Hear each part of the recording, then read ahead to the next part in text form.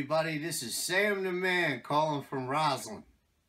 I have another story to tell you involving the Eagles at Veterans Stadium. It was October 2nd, 1988. I took my ex-wife's oldest brother, Joe, to his first football game. This was during the Buddy Ryan era.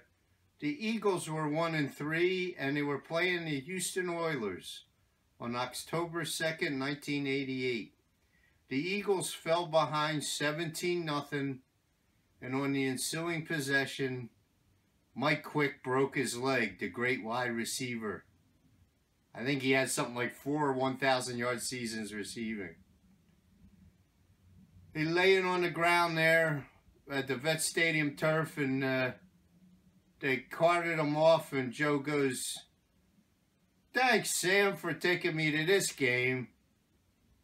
I said, "Well, you're bad luck, Joe." He goes, "Looks like another long year." I said, "You know what? I'm going to the bathroom." That's not what I said, but I got up, and I always went behind. I was in the last row at the 600 level.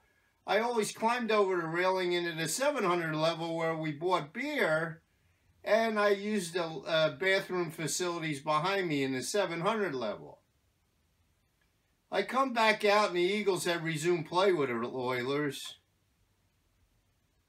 which is now the Tennessee Titans, I guess.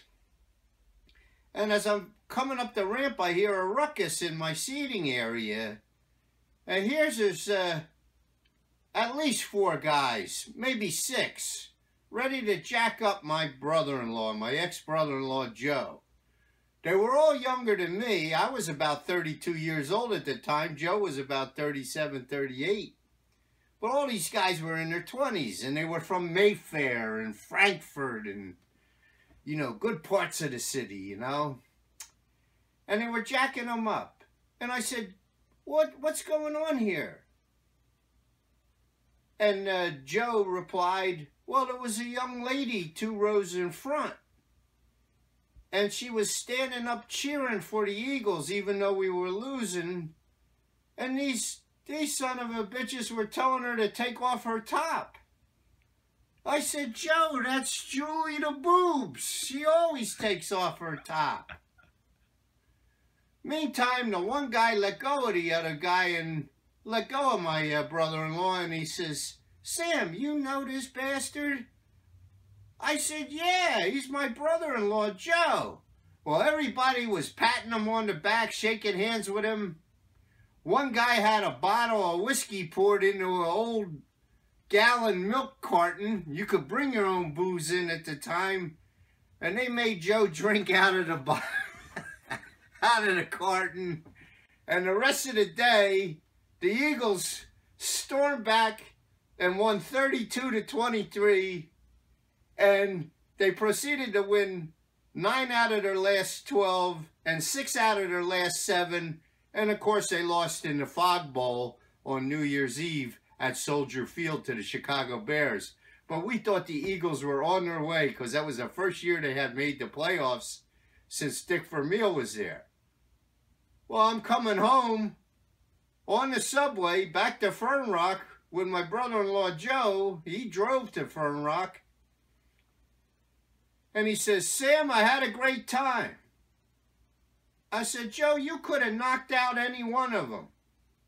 He said, "No doubt, but there was just too many of them."